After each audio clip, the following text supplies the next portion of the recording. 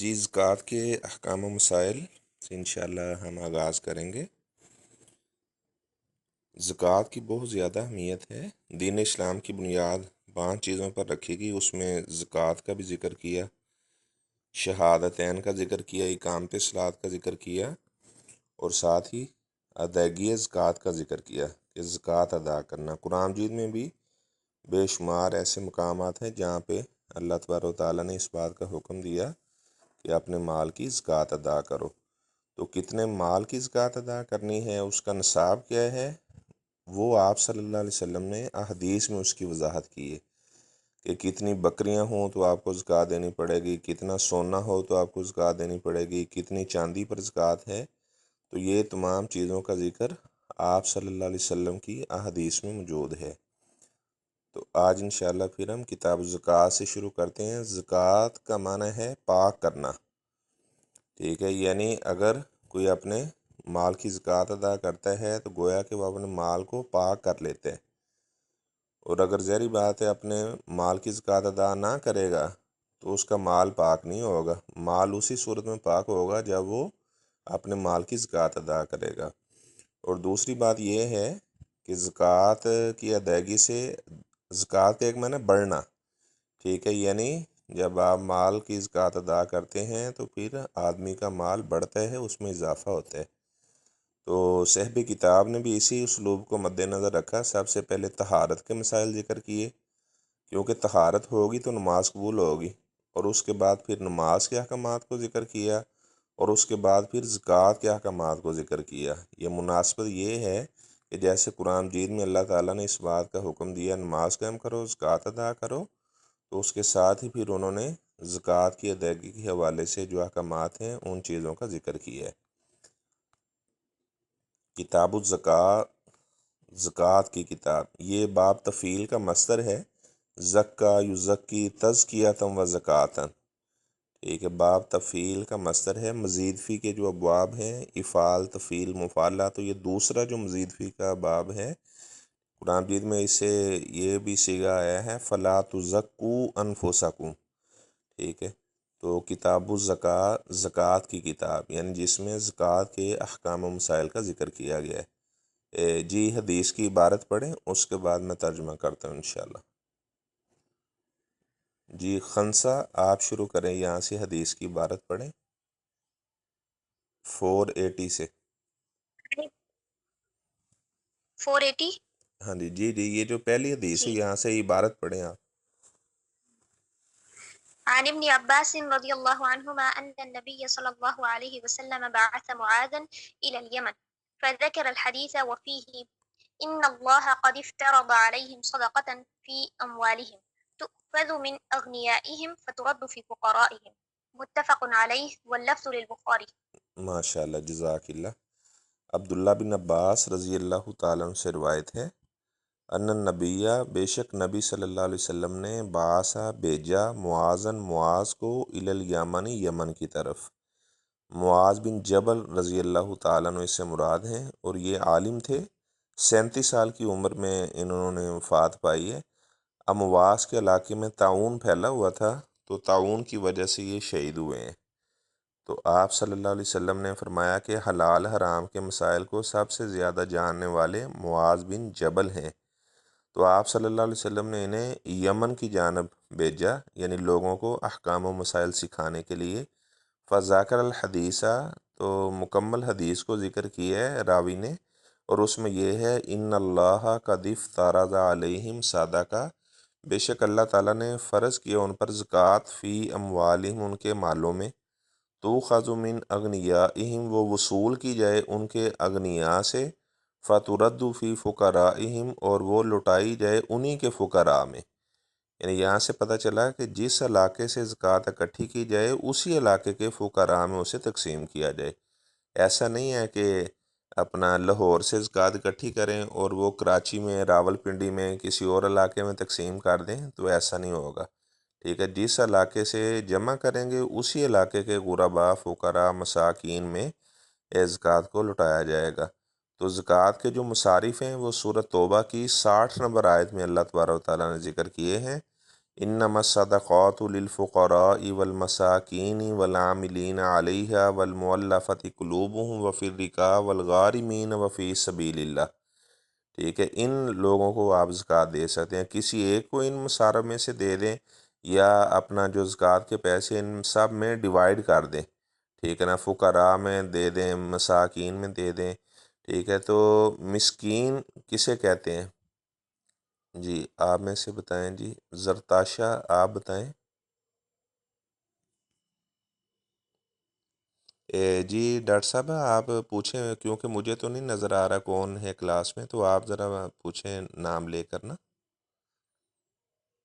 السلام علیکم کیسا؟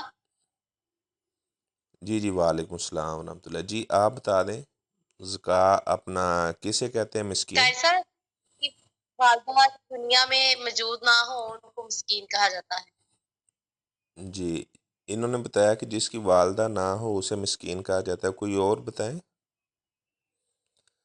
جی ڈاکٹر ہمارا صاحب آپ پوچھیں ذرا۔ والد اور والدہ دونوں نہ ہوں؟ ٹھیک ہے جی، اور کوئی؟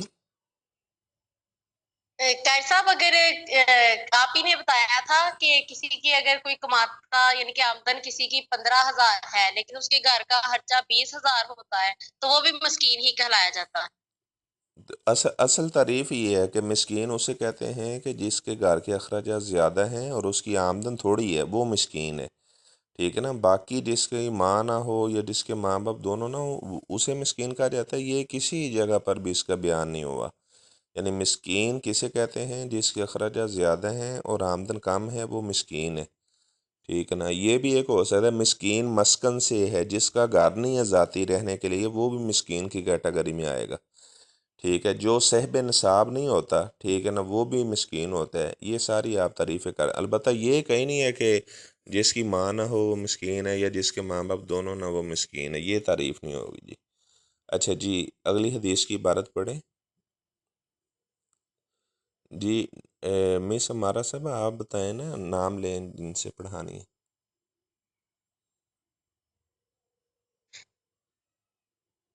وعن انس رضی اللہ تعالی عنہ ان ابا بکر للصدیق رضی اللہ تعالی عنہ كتب له هذه فريضة الصدقات التي فرضها رسول الله صلى الله عليه وسلم على المسلمين والتي أمر الله بها رسوله في 24 من الإبل فما دونها الغنم في كل 5 شاء چلیں ایک دفعہ فإذا بلغت ایک دفعہ اتنا رہنے دیں، اتنا رہنے دیں۔ انس رضی اللہ تعالیٰ عنہ سے روایت ہے، انا ابا بکر صدیقہ، یہ شد کے نیچے جب زیر ہو تو اسے زیر پڑی جاتی ہے، ٹھیک ہے نا، یعنی اگر شد کے اوپر حرکت ہو تو وہ زبر ہوگی، شد کے نیچے ہو تو وہ زیر ہوگی۔ پہلے یہ لکھتے تھے کہ شد ہی نیچے ڈال دیتے تھے، اب وہ ایسے کرتے ہیں کہ شد اوپر ہی لکھ دیتے ہیں، البتہ جو حرکت ہے وہ اس کے نیچے ڈال دیتے ہیں، تو یہ اس کا مطلب ہوتا ہے یہ زیر پڑی جائے گی، زبر نہیں ہے جی۔ انس رضی اللہ تعالیٰ عنہ سے روایت ہے، ہاں جی، بے شک ابو بکر صدیق رضی اللہ تعالیٰ عنہ نے کاتب لہو، یہ خط لکھا ان کو، حاضی فریضۃ السادہ کا تھا، حضرت ابو بکر رضی اللہ تعالیٰ عنہ، ابو بکر یہ ان کی کنیت ہے، عبداللہ ان کا نام تھا، صدیق لقب ہے ان کا، آپ صلی اللہ علیہ وسلم کے پہلے خلیفہ ہیں۔ آپ صلی اللہ علیہ وسلم نے بیماری کے ایام میں مصلی ان کے حوالے کر دیا، فرمایا مرو ابا بکر فلیصلی بالناس، حضرت ابو بکر کو حکم دے کہ وہ لوگوں کو نماز پڑھائے۔ یہ واضح نص ہے کہ حضرت ابو بکر خلیفہ بلا فصل ہیں، تو اہل تشیع کا اذان میں یہ پڑھنا کہ حضرت علی رضی اللہ تعالیٰ عنہ خلیفہ بلا فصل ہیں، پہلے خلیفہ ہیں، گویا کہ یہ آپ صلی اللہ علیہ وسلم کے اوپر بھی ان کا اعتراض ہے کہ آپ نے کیوں حضرت ابو بکر کو پہلا خلیفہ بنایا ہے۔ تو ایسے حدیث میں آیا کہ ایک عورت آپ صلی اللہ علیہ وسلم کے پاس آئی، آپ نے اسے فرمایا کہ اگلے سال آنا، تو اس نے کہا جی اگر اگلے سال میں آؤں اور آپ کو نہ پاؤں تو پھر آپ نے فرمایا فاتی ابا بکر، آپ ابو بکر کے پاس آ جانا، یعنی یہ واضح نص سے حضرت ابو بکر رضی اللہ تعالیٰ کو خلیفہ بنایا گیا، واضح اس پر ثبوت ہے، نص موجود ہے۔ تو آپ صلی اللہ علیہ وسلم کی زندگی میں یعنی حضرت ابو بکر رضی اللہ تعالیٰ عنہ انہوں نے 17 نمازیں پڑھائی، آپ صلی اللہ علیہ وسلم بھی ایک دفعہ آئے، نماز میں شامل ہوئے، لیکن بطور امام کے ہی شامل ہوئے، تو آپ صلی اللہ علیہ وسلم حضرت ابو بکر کی بائیں جانب آ کر بیٹھ گئے، کیونکہ امام بائیں جانب کھڑا ہوتا ہے اور مقتدی اپنا نا فاقامن یمینی، یعنی جو مقتدی ہے وہ دائیں جانب کھڑا ہوتا ہے، امام بائیں جانب ہوتا ہے، تو آپ صلی اللہ علیہ وسلم حضرت ابو بکر کی بائیں جانب آ کر بیٹھ گئے، تو حضرت ابو بکر آپ صلی اللہ علیہ وسلم کی نماز کو نوٹ کر رہے تھے، تو پھر جو لوگ تھے وہ ابو بکر رضی اللہ تعالیٰ عنہ کی نماز کی اقتداء کر رہے تھے، آپ صلی اللہ علیہ وسلم بطور امام ہی شامل ہوئے تھے۔ تو آپ میں سے کوئی مجھے بتائے گا کس صحابی کو یہ شرف حاصل ہے کہ آپ صلی اللہ علیہ وسلم نے ان کی اقتداء میں نماز ادا کی ہے؟ حضرت ابو بکر صدیق۔ نہیں، وہ تو میں نے بتا دیا کہ آپ صلی اللہ علیہ وسلم شامل ہوئے ہیں، بطور امام کے شامل ہوئے ہیں، حضرت ابو بکر کی بائیں جانب آ کر آپ بیٹھ گئے، حضرت ابو بکر دائیں جانب، حضرت ابو بکر آپ صلی اللہ علیہ وسلم کی اقتداء کر رہے تھے اور لوگ حضرت ابو بکر کی اقتداء کر رہے تھے۔ عبد الرحمن بن عوف رضی اللہ تعالیٰ عنہ جو صحابی ہیں، آپ صلی اللہ علیہ وسلم نے ان کی اقتداء میں ایک رکعت نماز ادا کی ہے، نماز کا وقت ہو گیا تو آپ صلی اللہ علیہ وسلم موجود نہیں تھے، تو انہوں نے حضرت عبد الرحمن بن عوف رضی اللہ تعالیٰ عنہ سے کہا کہ آپ نماز پڑھا دیں، تو عبد الرحمن بن عوف رضی اللہ تعالیٰ عنہ نے نماز پڑھائی 2 رکعت، تو ایک رکعت وہ پڑھا چکے تھے، آپ صلی اللہ علیہ وسلم بعد میں شامل ہوئے، پھر آپ صلی اللہ علیہ وسلم نے ایک رکعت جو ہے وہ کھڑے ہو کر ادا کی، جیسے ہماری کوئی رکعت رہ جائے تو بعد میں ہم امام سلام پھیر دے کھڑے ہو کر ادا کرتے ہیں، تو یہاں سے پھر پتہ چل رہا ہے کہ وہ فجر کی نماز تھی، 2 رکعت فجر کی نماز تھی جو عبد الرحمن بن عوف رضی اللہ تعالیٰ عنہ نے پڑھائی۔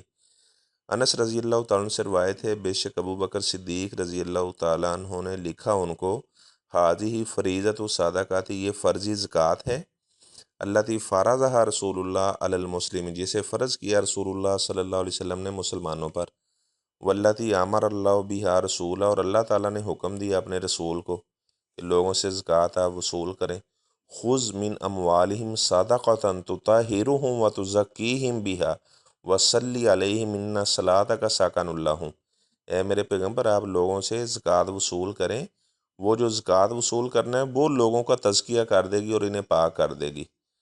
اچھا جی، پھر اس کے بعد آگے تفصیلی طور پر احکامات بیان کیے کہ کتنے اونٹوں میں زکوٰۃ ہے، ٹھیک ہے نا، فی اربع و عشرین من الابلی فما دونہا، فی اربع و عشرین من الابلی 24 اونٹوں میں، فما دونہا یا جو اس سے کم ہے، الغنم بکریوں کے حساب سے زکوٰۃ ہے، فی کل خمسین ہر 5 اونٹوں میں، شاتن ایک بکری ہے، یعنی 4 اونٹ ہیں تو آپ نے کوئی زکوٰۃ ادا نہیں کرنی، ٹھیک ہے، 5 اونٹ ہیں تو آپ کو ایک بکری دینی ہوگی، 9 تک جو ہے نا وہ ایک ہی بکری رہے گی، اگر آپ کے پاس 9 اونٹ ہیں، ٹھیک ہے، ایک بکری، جیسے آپ کے پاس 10 اونٹ ہوں گے تو 2 بکریاں، تو 14 تک 2 بکریاں رہیں گے، جب 15 اونٹ ہو جائیں گے تو پھر آپ 3 بکریاں زکوٰۃ ادا کریں گے، ٹھیک ہے، اور جب آپ کے پاس 19 اونٹ ہیں تو تب بھی 3 ہی ہیں، جب 20 اونٹ ہو جائیں گے تو پھر آپ 4 بکریاں زکوٰۃ میں دیں گے، ٹھیک ہے، 24 اونٹوں تک جو ہے وہ زکوٰۃ اسی طرح ہی ہوگی بکریوں کے حساب سے،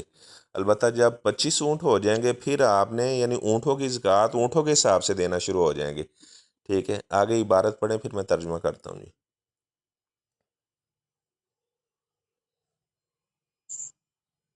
جی جی، یہاں سے عبارت جو پڑھیں۔ ایک دفعہ جی ڈاکٹر مارا صاحب آپ پڑھائیں نا، آپ نام لیں جنہوں نے،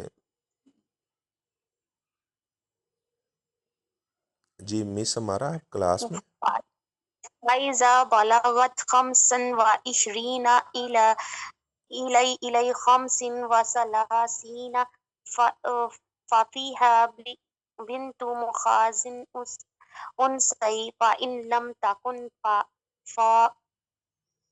فَابْنُ لَبُونٍ ذِكْرٌ فَإِذَا بَلَغَتْ سِتًّا وَثَلَاثِينَ إلى 45 ففيها بنت لبون أنثى۔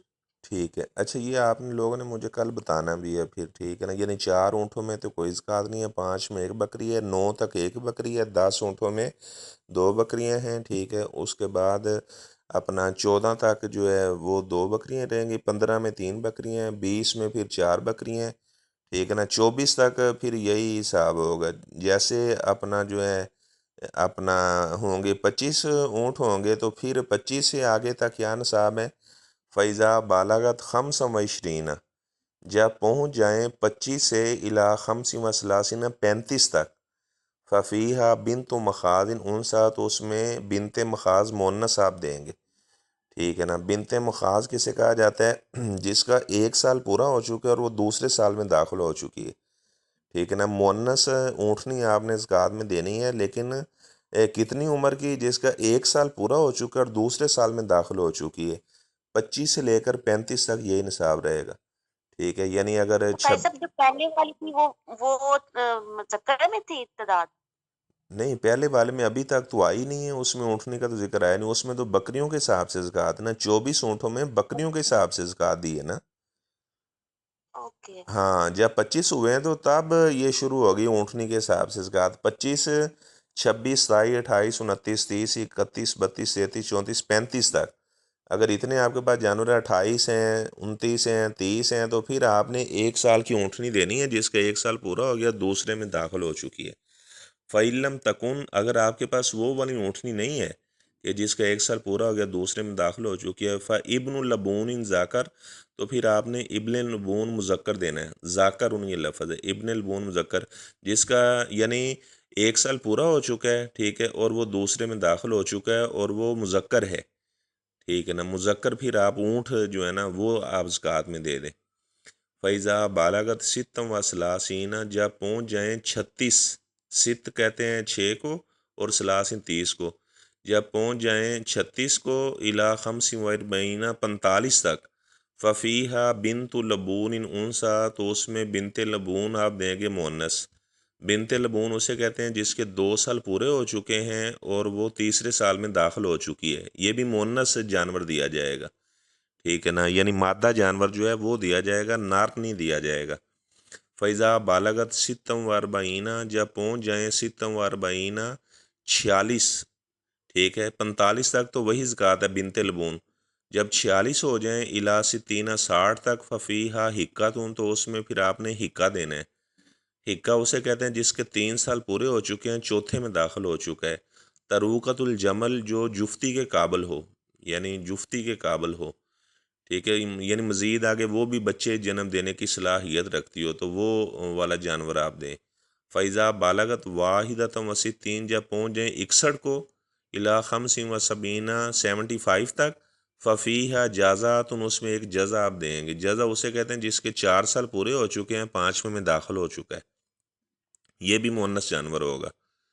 اچھا جی، اس کے بعد جب پہنچ جائیں 76 76 کو الی 90 90 تک، ففیہا بنت لبون، تو اس میں 2 بنت لبون آپ دیں گے، ٹھیک ہے۔ بنت لبون میں بتا چکا ہوں جس کے 2 سال پورے ہو چکے ہیں، تیسرے میں جو داخل ہو چکے ہیں نا، ٹھیک ہے، جس کے 2 سال پورے ہو چکے ہیں، تیسرے میں جو اونٹنی داخل ہو چکی ہے وہ بنت لبون ہے، تو 2 بنت لبون ہوں گی۔ یہ پیچھے ہم نے پڑھا ہے نا اپنا، بنت لبون کب شروع ہوتی ہے؟ یعنی آپ نے پڑھا ہے نا بنت لبون ہے اس میں 46 سے 60 تک بنت لبون ہے نا، نہیں نہیں 46 سے نہیں، اپنا 36 سے لے کر 45 تک، 36 سے 45 تک بنت لبون ہے، ٹھیک ہے نا۔ تو 45 45 آپ دیکھیں 90، تو یہاں پر بھی یہی بیان ہوا ہے کہ جب 75 سے 90 تک ہو جائیں تو اس میں 2 بنت لبون آپ دیں گے، کیونکہ 45 میں 1 بنت لبون ہوتی ہے نا، تو 90 ہو گیا تو 2 بنت لبون ہے۔ فیضا بالغت 31، جب پہنچ جائیں 91 کو الی 20 و 100 120 تک، ففیہا حکتان، تو اس میں 2 حکے ہیں، 2 حکے۔ حکہ میں نے بتایا جس کے 3 سال پورے ہو چکے ہیں اور چوتھے میں داخل ہو چکا ہے، تو 2 حکے، تو اپنا 120 تک، 91 سے 120 تک 2 حکے، تروقت الجمل، جو جفتی کے قابل ہوں۔ فیضا زادت علی 20 و 100، جب زیادہ ہو جائیں 120 تک، ففی کلی 40، تو ہر 40 میں بنت لبون ہے اور ہر 50 میں حکہ ہے، ٹھیک ہے۔ جب 120 سے زیادہ ہو جائیں تو پھر یعنی پورے 40 جب جانور ہوں گے نا، یعنی 160 ہوں گے تو پھر اگلا جانور شروع ہوگا بنت لبون، اور جب 50 ہو جائیں گے تو پھر اس میں حکہ ہوگا، یعنی 120 کے بعد جب 121 ہوں گے تو اگلا جانور نہیں شروع ہوگا، اس میں پھر پورے 40 جانور جب بڑھ جائیں گے تو پھر بنت لبون آپ جانور دیں گے۔ وَمَن لَّمْ يَكُن مَّعَهُ إِلَّا أَرْبَعٌ مِّنَ الْإِبِلِ، اور جس کے پاس نہ ہوں مگر صرف 4 اونٹ ہی، فلیس فیہا صدقۃ، تو اس میں کوئی زکوٰۃ نہیں ہے، الا یشاء ربھا، الا کہ اس کا مالک چاہے. ٹھیک ہے، 4 اونٹوں میں کوئی زکوٰۃ نہیں ہے، اگر مالک دینا چاہے تو اس میں زکوٰۃ دے دے، البتہ 5 اونٹوں میں 1 بکری آپ زکوٰۃ ادا کریں گے. اچھا جی، آگے ہے بکریوں کی زکوٰۃ. یہ پڑھا کر اس کے بعد میں ایک دفعہ یہ ریوائز بھی کرواتا ہوں. اچھا، وفی صدقۃ الغنم، بکریوں کی زکوٰۃ کیا ہے؟ ایبل کہتے ہیں اونٹوں کو، غنم کہتے ہیں بکریوں کو. اور بکریوں کی زکوٰۃ فی سائی ماتیہا، جو چرنے والی بکریاں ہیں، اذا کانت اربعین، جب 40 ہوں، یعنی پتہ چلا 39 بکریوں میں کوئی زکوٰۃ نہیں ہے، جب 40 ہوں، الا عشرین و میتین شاتین، 120 بکریوں تک، شاتن ایک بکری ہے. 40 سے لے کر 120 تک ایک ہی بکری ہے. ٹھیک ہے نا، یعنی اگر 41 ہیں، 42، 50، 60، 70 جتنی بکریاں بھی ہیں تو ایک.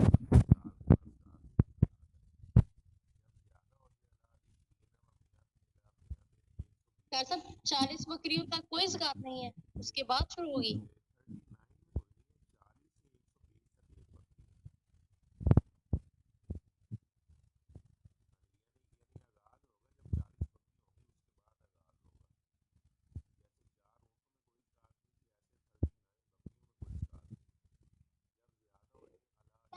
ڈاکٹر صاحب آواز نہیں آ رہی.